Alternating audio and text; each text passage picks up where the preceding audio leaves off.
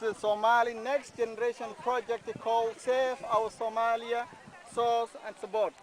This is project is funded by Somali Next Generation, and also we are here in Wargedo sub-district in Afgoye, in between Afgoye and Walawen.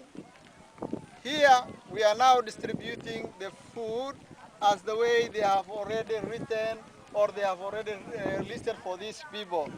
And we will say each and everybody of them will get the gram of the food. As you can see, there is a difference of items, and in fact I will be saying one by one of the items to show that everybody has been gotten what has been given the Somali Next Generation. Let us start. Every one of them will get a rice 10 kilo of each of them. White flour, each of them will get 5 kilogram. Sugar, each of them will get 3 kilo. Oil, each of them will get 5 kilo.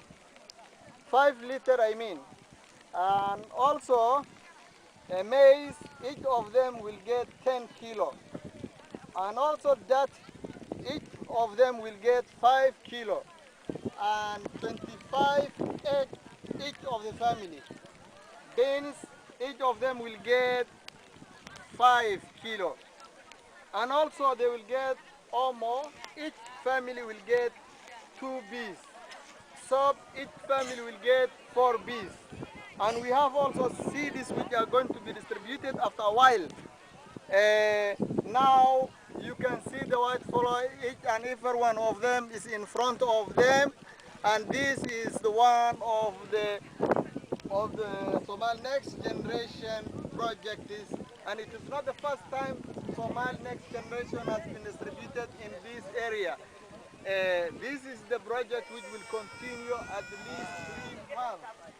And also this program has been implemented by Nahrain Relief Organization in Afgoy district.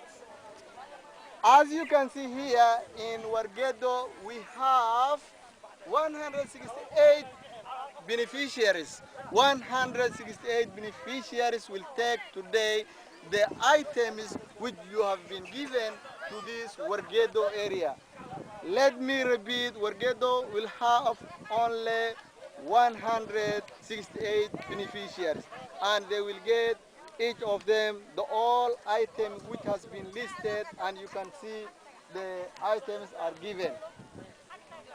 The Somali Next Generation is always stand for supporting the Somalis and also poor people or those who are in the desert area, those who cannot have avoid to give support to others.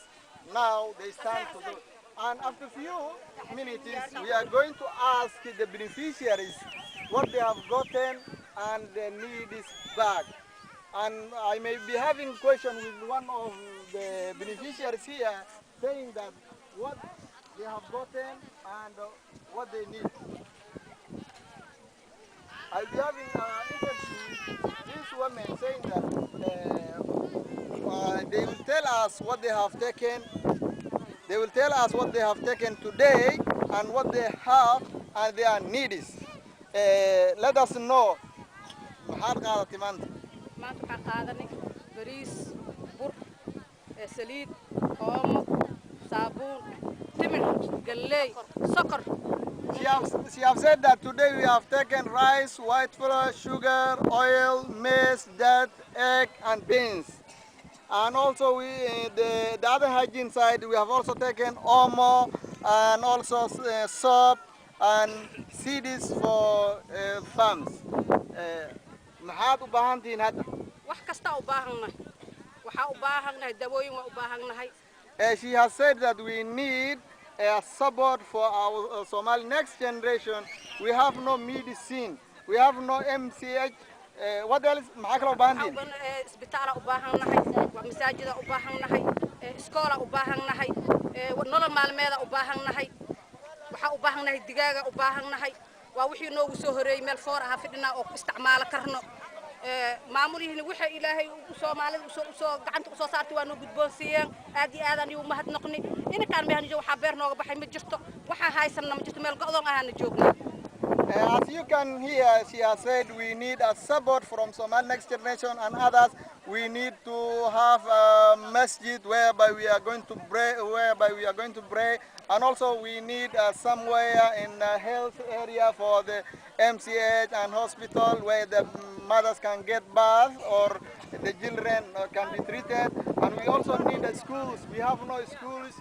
We have no area whereby even the people can learn something. None of us has been educated, and we need your support. As also she have said, we need some program of development, like poultry, like any other items for cultivating these farms, and we need a lot of support from you. maxaad leedahay dadkii ku soo gaarsiiyay alaabta maanta lagu keenay aad iyo aad baan u mahad noqoynaa we thank for Somali Next Generation for what they have given us.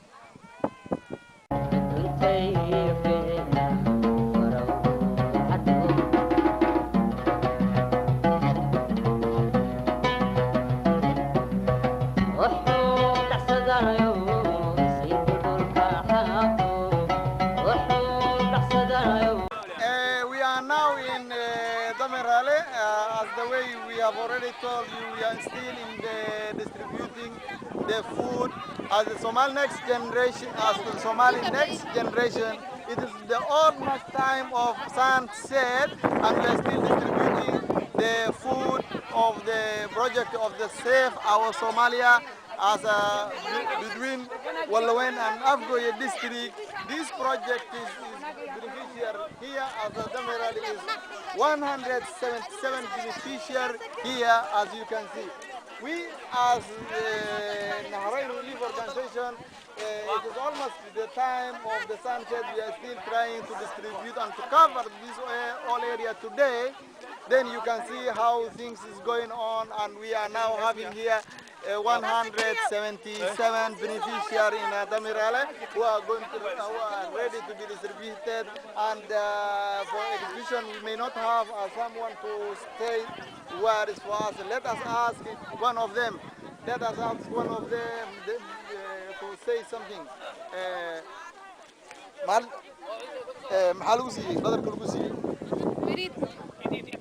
She has said that we have been given a rice, white flour, sugar, oil, maize, and data, egg, and beans. The other hand, it has been given that there's omo and soap and CDs for the family, and you can see that all are now some of items are still on the process of distributing, and we are now making things to be hurried because of the time, and the things are also maize, rice, sugar, oil, and data, and egg, beans, omo, and salt, the things which has been distributed today here.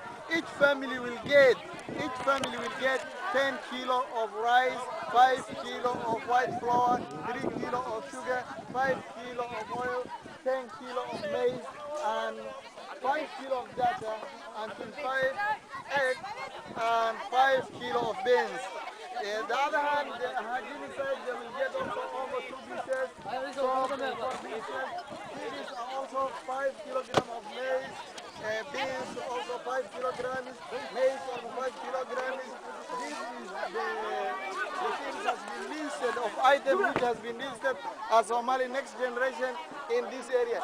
This is the last of our today program, whereby we have concluded here, and it has also been given this the victims you can see.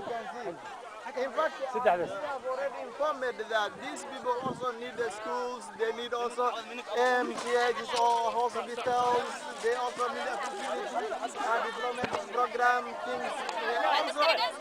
They are also requesting a lot of things, and we say, as a Somali Next Generation, we shall be also trying to improve the health and also the skills of studies. And things is continuous. Things are continuous. This is the end of the program as we have started the morning up to now.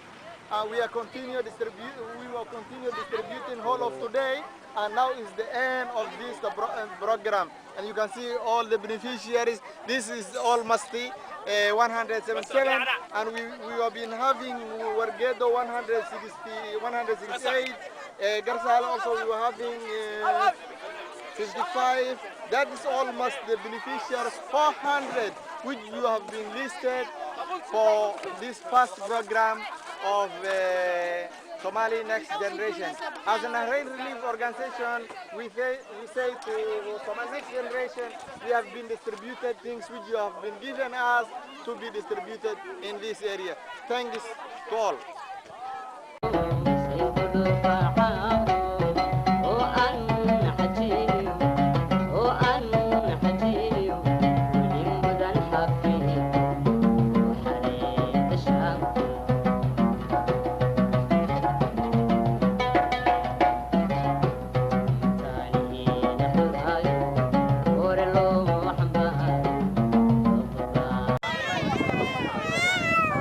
Now in second phase, we are in now Garsale with 50 people as beneficiaries. It's the second time of distribution today. We thank those who have also distributed this food for the victims of this area, Garsale. And now the project is Save Our Somali.